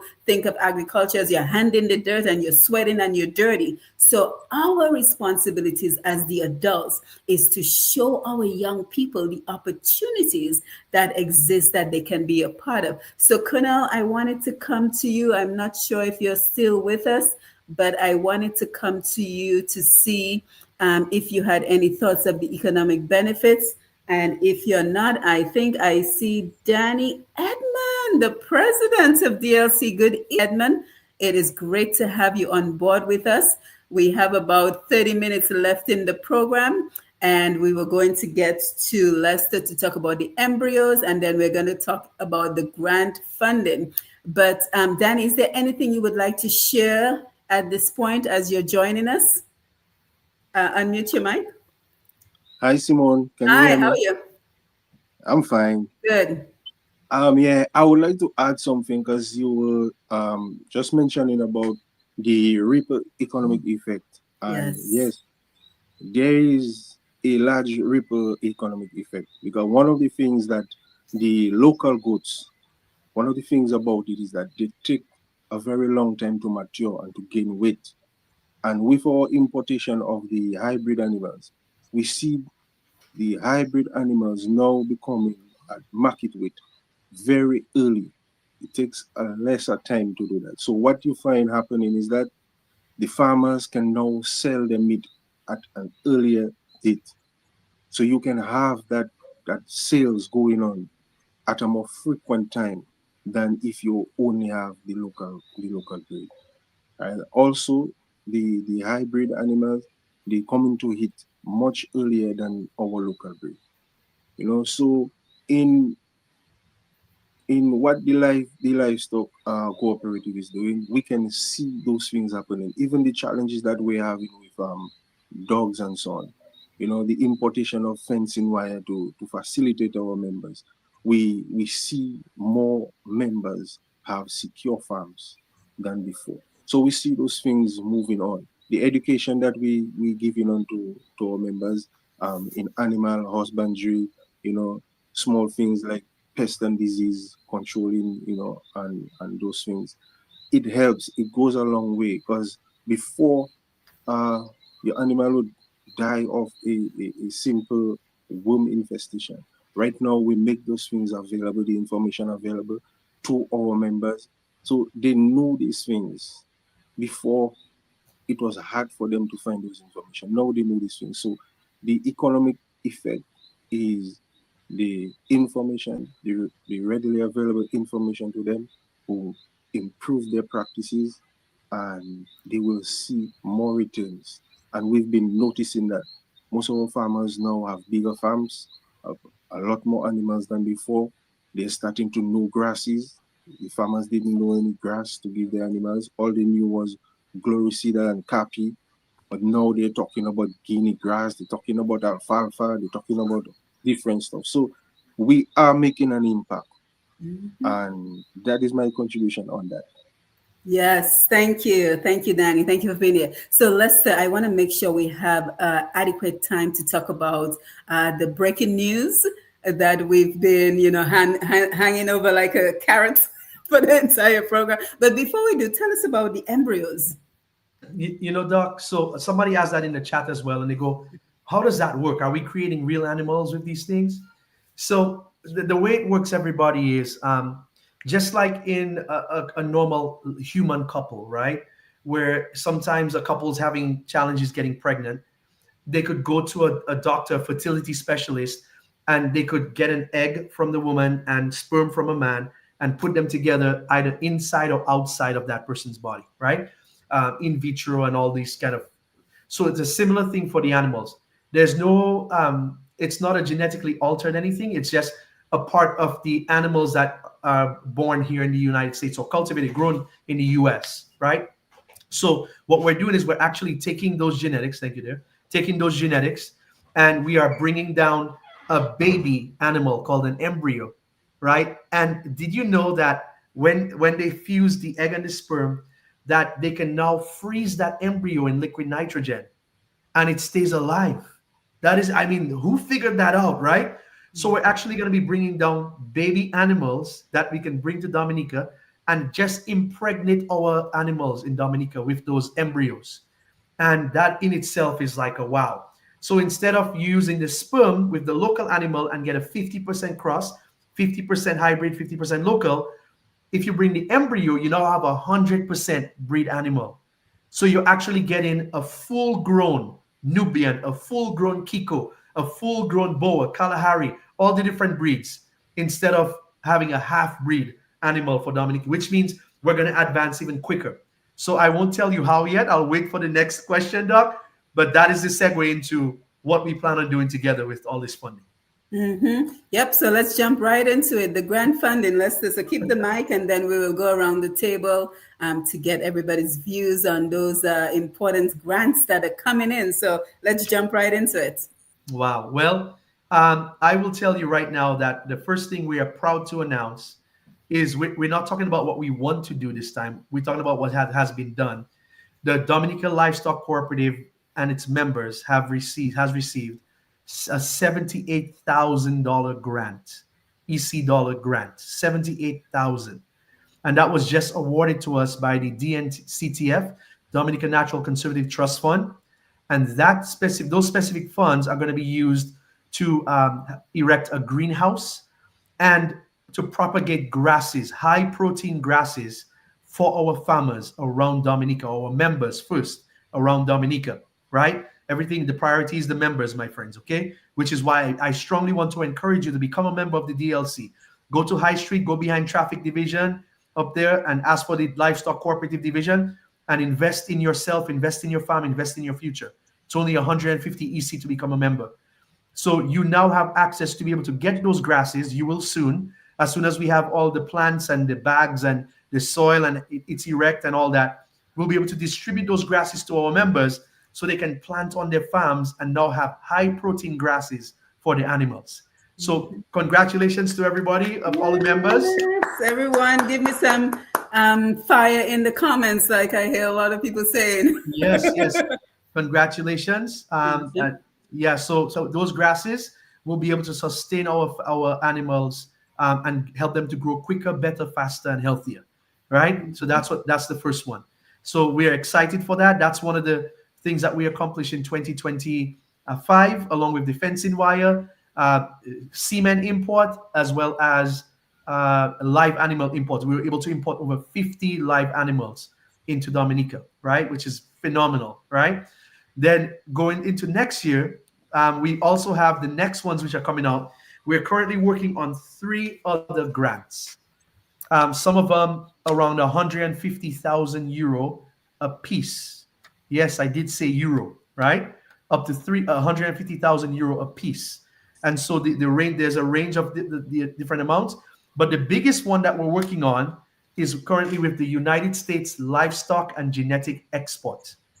And the United States LGE US LGE is an organization which we are working with currently to get $1 million of funding for our members. My friends, if that doesn't wake you up and that doesn't get you to go and start putting up a couple glory seeder pole and a couple galvanage for your goat farm, I would be climbing the sea if I had to come and get my galvanage erect and my goat pen erect. Right, so it looks like we have a call coming in, Dr. Yes, thank you, Lester. Yes. Oh, good night. Yes. Hello. Go right ahead. Good night. Go ahead. When you speak about you have your office by Kernel Street or McIntyre, wasn't it? You say High Street, yes. Yeah, by the Wasco. You know where the Wasco is? Yeah. Where the license office is? Yeah. But not where McIntyre had his office, not Kernel Street, right? I'm not sure. No, it's the opposite side of the 7-Eleven opposite gas McIntyre, station. where McIntyre was. Not there.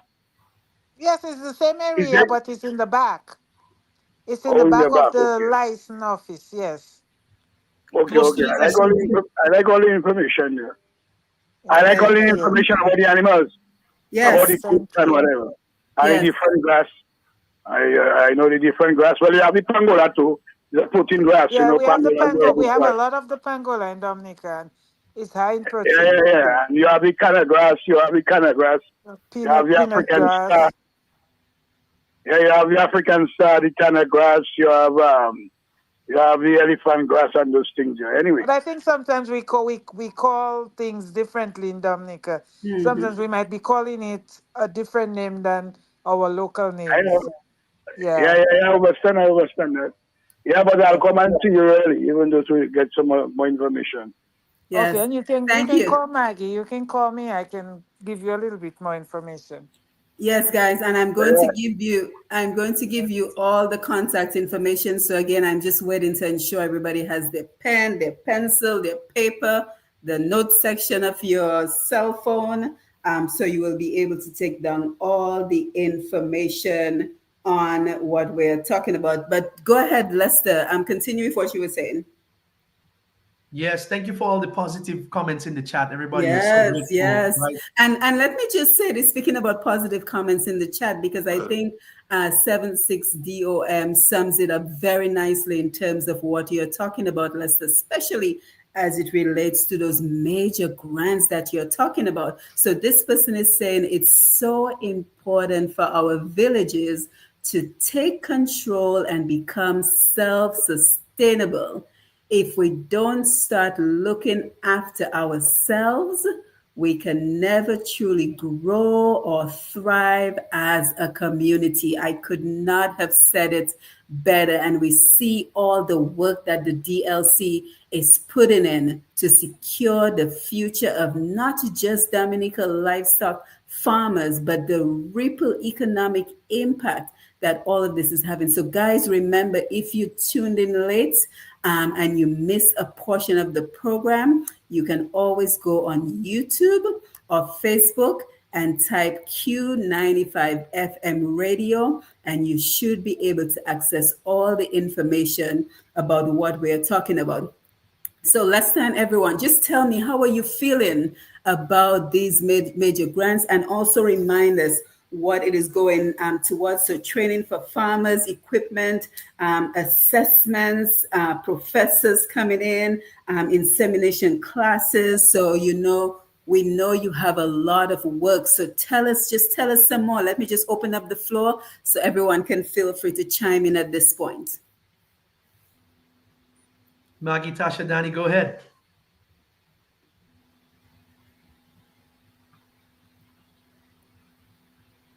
Anyone? Someone? Tasha? Okay, so with that's a major accomplishment. Exciting, major accomplishment for us. as a young cooperative, so just starting, um, also with the advanced technology that is out there, I can say that we are blessed as a country, as a cooperative, as the people, to even have these things in our possession. You know, it's it's something that we have been looking for. We have been looking to forward to. We have been waiting for, and I'm excited that we got through with this grant. I'm excited and excited with the work to come. Yeah, absolutely. Maggie, any thoughts? I mean, I'm overwhelmed, but I don't Yes. even know what Yes. angle to take. Mhm. Because I mean, we just tried, and with the help of ICA and the DNTC, and we were able to put, and it was short. It was the time period was so short. We didn't have that much time to put something together. And thank you to Ika who came on board and just helped us along to, to get such a grant where we can start to grow the necessary grass. We're talking about producing our own feed. And this is the beginning. This is the beginning. We are so accustomed of that individualism where everybody do whatever that, a little scale, whatever works for you, you just go with the flow. But we're working as a group, we're working as a team. And if we can come together in such a short space of time to get such a huge grant, and it's not for one person, it's for the country. Yes, members will benefit, but I'm pretty sure the country will benefit. Because if you can get plants from a greenhouse to put on your farm, this is an encouragement to help make feed. So we have members on the board currently that have, insights on how we can produce feed. We asking about, you know, researchers who knows the combination of what we need to put in the feed. It is amazing in such a short space of time to do what we are doing. So, let's just continue to work together for the benefit of the country. Not that individual where I do what I feel is right for me, for my farm. No, let's do what is necessary for the country. It's Yeah, and gonna we. benefit the youth. It's gonna benefit the country. It might look like it's minute, but it's progress. And I would And hesitate. I would not hesitate to say it's not minute now. That's pretty significant when we're looking at a it's million significant, dollar yes. U.S. grant Yeah. for the work that you're doing. And Hendricks Ismael says it well. Freedom for farmers if it is done right. So I think that is a valid point. But Danny, as I come to you, one of the things we have to touch on before we wind down this conversation is the implications for food security in Dominica. So, what are your thoughts on that? Food security in Dominica. Well, the Livestock Cooperative is well positioned to deal with food security in Dominica. With all the problems we have in the world now, there might be a time, or there will be a time when food might be scarce. Like Lester mentioned before about the importation of animals which are being fed with artificial food and they are given so much hormones and so on. I believe that we as the livestock cooperative, we are well positioned to deal with that issue of security.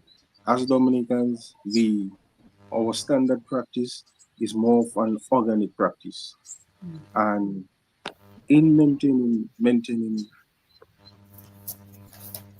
we deal with that security issue. And again, he mentioned that we don't have enough animals today, but there will be a point where we will have enough animals to sustain us. Currently, business places, for example, like Malcolm Stevens, they're importing 200 heads of goats every 3 months, right? To date, we cannot supply that demand. But if as a cooperative we come together and we work as a team, as a unit, as a country, we could be able to sustain ourselves locally with our organic um, homegrown animals, homegrown meat, and food security. We will be able to handle that as a country. But I see no reason we, as a nature island of the Caribbean, would have a difficulty providing those things. And let's not mention that we have a lot of grasses. In Dominica, anywhere you throw a seed, it will grow. And that is what we need. Grass is what we need to feed our animals, and we have that abundance of grass. So right now, as we move forward as a cooperative, we encourage persons increase their herd size, participate more in our livestock, not just goat, sheep, cattle, increase your animals, get the education and so on. That will help alleviate the import duty, the high import duties on meat, and also the high importation on meat. So I think the food security issue, we are well positioned to target it, and we are working forward in doing so. We might not get there this year or next year, but surely we will get there. Absolutely. Thank you for that. And your response brought to mind a very important thing Lester said in a recent video that he recorded to promote this conversation. And he was saying, unlike many places here in the US, Dominica gets no snow. So we have the ability for year-round production, right? We are not hindered to have the winter months where there's snow on the ground, there's limited production. We are blessed with sunshine, fertile ground, abundance of water, and that speaks to our ability to be able to thrive in the space of agriculture. And the focus of this program, yes, we need the policies from the government, we need the enabling environment, but as you can see, this is why I believe in the work of the DLC. It is about us taking up the reins of our future. It is not about, and that is why in the beginning I always say the visionaries who are at the forefront doing the work, because we cannot be simply sitting on the sideline talking about, oh, we should, and oh, we should. We have to jump in 10 toes down, like they say in America, and get the ball rolling to secure our own future. But the time is quickly running out on us, and I want to make sure I come around the room to get everybody final thoughts, anything we have not already talked about. But I also wanted to take a couple of minutes to thank everyone who's appeared on Roots Connections for 2025. This, like I mentioned in the beginning, is going to be our last episode for 2025 because December 24th is Christmas Eve, and I will be spending the time with my family, as I hope you will be as well. But I wanted to take a couple of minutes just to thank everyone who has been a part of this program, all the guests, everyone who has reached out, everyone who has accepted an invitation. And more importantly, I want to highlight those strategic alliances we have been able to create for the benefit of our country and our worldwide diaspora. And as I look at the guests who've been here, we've seen how, for example, DLC has now partnered with one of the largest farms in Dominica, Barnes Farms. We also introduced Barnes Farms to Glamorous Acres out there in Florida, so they can begin partnering together. We also had Petrocarbon George, who's in St. Thomas, and now she's a part of this conversation. So we've done some major work in the area of agriculture, and we know that that is Dominica's strength. Like we would say, that's where we're strong. So we have to continue to push for agriculture, but show the young people how we can take a different approach so that they too can become excited and engaged. Then in the area of music, we also had a strategic alliance created between Classic, a young musician out of Dominica, and a veteran music producer out here in the US, Mr. Tilly Wetfett. If you're familiar with the Wetfetts in Dominica and the person who brought Coney Island to Dominica back in the day, they are now connected. So that is yet another important connection that we have made. And I'm also happy to report that you get being on the program this evening, Mrs. Centilla. I'm sure that that is another partnership that we're going to be able to create between she and the DLC. So again, I want to just thank everybody who continues to support this work behind the scenes, in front of the camera, Lambie, Mr. G showing, and everyone who makes this program connected. And you know, I've received a lot of thank you messages in the past, but I wanted to highlight this particular message that I received from Dr. Rosette Rebes. If you don't remember her, she came on Roots Connections twice for 2025, and she came with how project management can be used to develop life skills in young people. And she was talking about the Convent High School Bathroom Enhancement Project. And so she sent me a message on November 27th, and the subject was, "Thank you for amplifying our youth innovation work on Roots Connection." So I want to read you this information because many times, you know, even I do these programs and I know the long-term impact. I know how impactful this work is, but I think it is so important when somebody takes the time to remind you of what this means to the work that they're doing. So this email she sent me on November 27th, 2025, and it reads, "Hello, Dr. Simone. I wanted to reach out and express my genuine gratitude for welcoming us onto Roots Connections not once, but twice. Those radio appearances made a real difference." I think somebody's mic is on. If you could mute your mic, that'd be great. "I wanted to reach out and express my genuine gratitude for welcoming us onto Roots Connections, not once, but twice. Those radio appearances made a real difference for our project and our students. When you gave us those platforms to share our story, you didn't just help us promote a bathroom renovation. You helped us amplify a much bigger message that Dominican youth have the ideas, the drive, the capability to solve real problems in their communities. Your willingness to feature our work twice showed that you believed in what we are building, and that belief carried weight with listeners across the diaspora. Those radio spots reached people who became sponsors, who believed in our students, and who saw something worth supporting. That kind of platform is invaluable, especially when you're trying to shift the narrative about Dominican's youth from brain drain concerns to innovation hubs. Your voice and your program helped do that. I also want to acknowledge you engaged with us in a conversational, authentic way. You didn't treat this like a standard public service announcement. You are genuinely interested in what our students were doing and how our methodology worked. That made all the difference in how the story landed with your audience.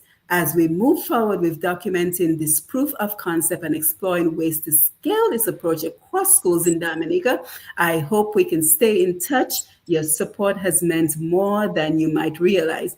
Thank you again for believing in our students and for using your platform to amplify their potential." And I just want to read my very quick response so you can get a sense of how I feel about the work that we do here. So I said to her, "Thank you immensely for your kind words. I do these programs because, as you eloquently articulated, I see the value beyond the conversations we have on Roots Connections, I see the vision of the strategic alliances we can create to move our country, our people, and our region forward. I never expect such gracious thank you messages for what I see as my duty to develop my island home. However, when they are received, they empower me to keep striving and keep elevating our discussion to bring about meaningful, impactful change.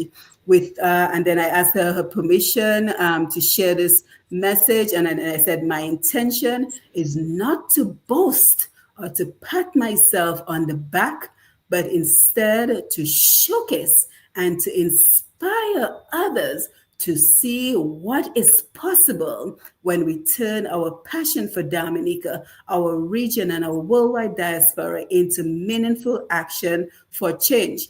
I am humbled by your acknowledgement, and I look forward to remaining in contact as we continue to work for positive change and inspire those who are still sitting on the sidelines, waiting in vain, to step up and to execute the changes we need to make for the sustainable development of our country. So thank you. And again, thank everyone who I want to thank everyone who recognizes the power of media to amplify the work that they're doing. And as we continue to showcase their work and we continue to build those strategic alliances. So I wanted to share this with you because I think as the year comes to a close, it very nicely sums up my intention and everything we do on Roots Connections. So we have about 5 minutes left. I want to make sure I share all the contact information. So I'm going to go around the room and have you share your final thoughts. And while you're doing so, I will go ahead and post the contact information. But for those who are listening on the radio, you're not on social media, remember it is www.dominicalivestock.com. That is the website for all the information. And I know by now you have your pen and your paper ready. So the cooperative division, if you're looking to join, it's 767-266-3613. Let me repeat that. 767-266-3613. And as Maggie told us, it is on High Street, behind the Traffic Division, behind Inland Revenue Division. And I'm sure if you go to Roseau and you ask anybody for the corporate division, they'll be able to point you to that location. And Maggie also graciously shared her cell phone number as well, 767-225-1700. So Maggie's cell phone number, and she does get WhatsApp messages, 767-225-1700. So guys, let's share your final thoughts, and I'm going to post the link to the WhatsApp chat group in the comment section. Unfortunately, guys, if you're listening on the radio, there's no way for me to share that information. So you're going to have to jump on YouTube or Facebook, or have somebody you know jump on YouTube and Facebook. Look for Q95 FM radio on your cell phone, and you will be able to click the link to join the WhatsApp group. So let's start with you, Maggie. Take it away. We only have about 5 minutes for the final thoughts. So go ahead. You're muted. Yeah, thank you again for having us on your program. It was very inspiring, and I would just encourage everyone, every livestock farmer, to please join. Just call Maggie. I will make it easy for you. I can lead you as to how to become a member. You only need $150. $100 is yours to keep. $50 is your membership. $100 is your shares. That will be yours. And there's any interest, it's going to be yours. So join, be part of Dominica Livestock, and let's just improve our animals in Dominica. Thank you. Yes, thank you. Tasha.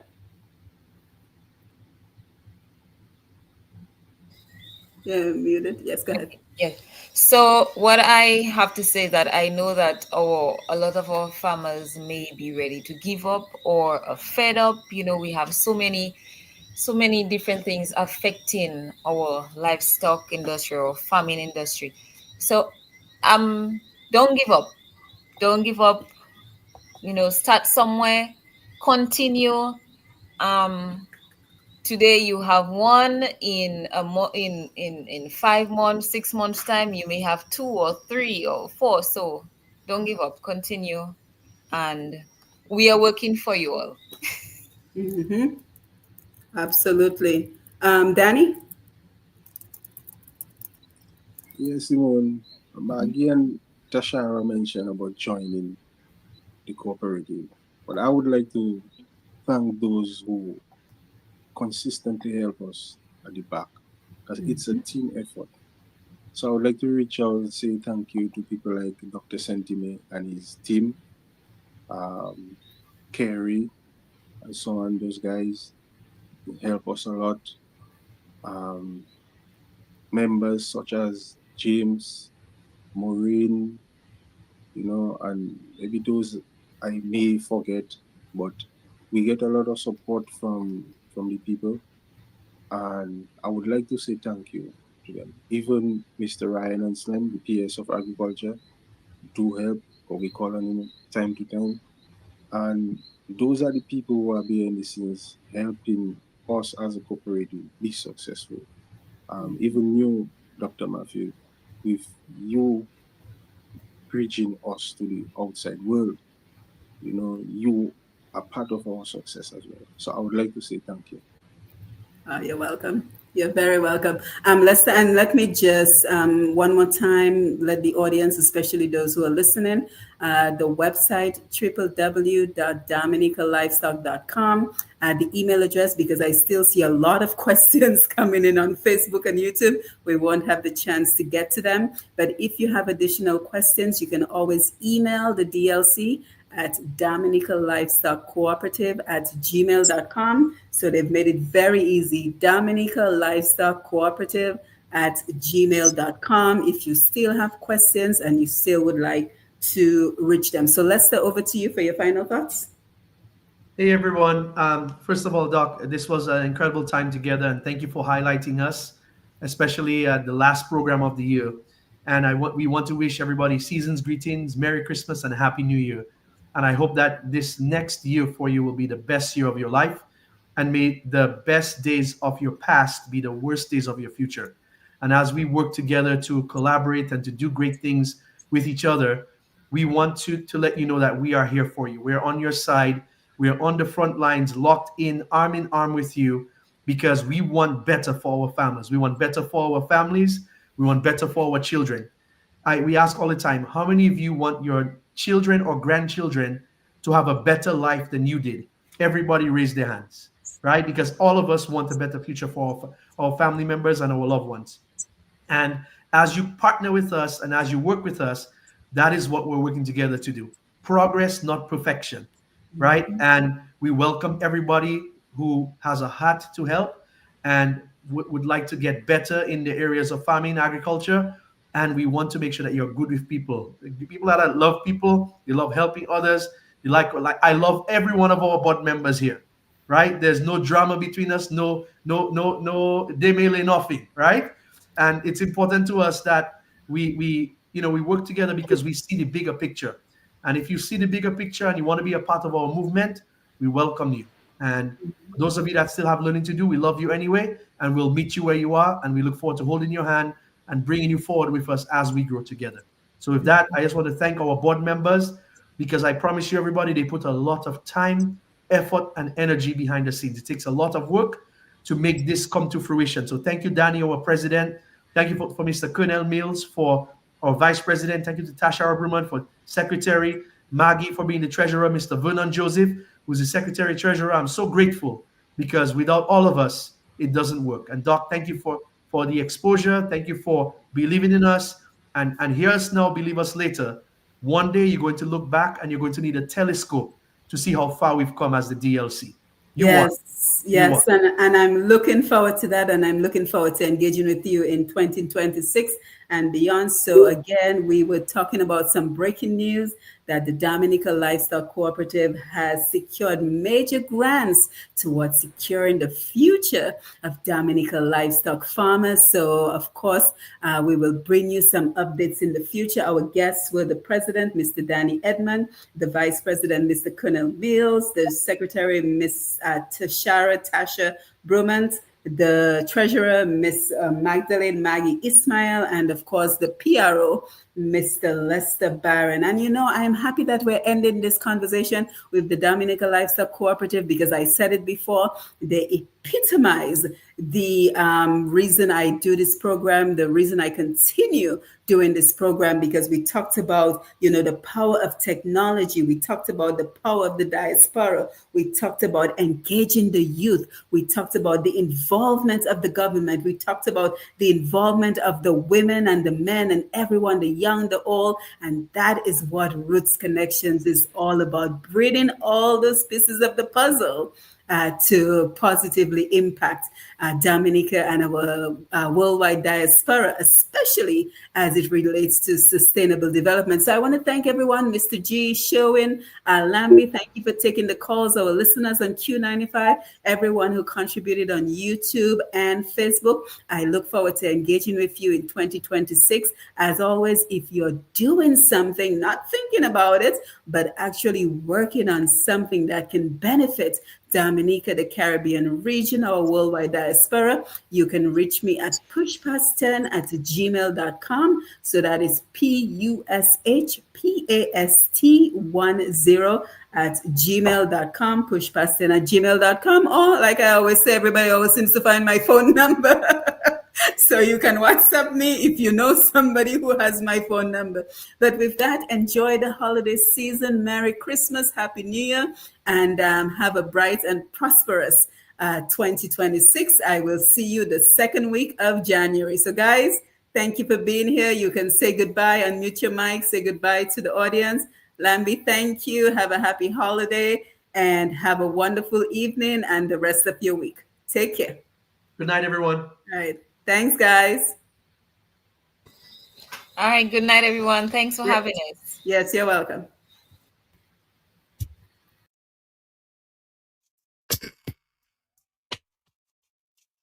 Roots Connections on Q, 8 p.m. to 10 p.m. every other Wednesday on Q95, the big station.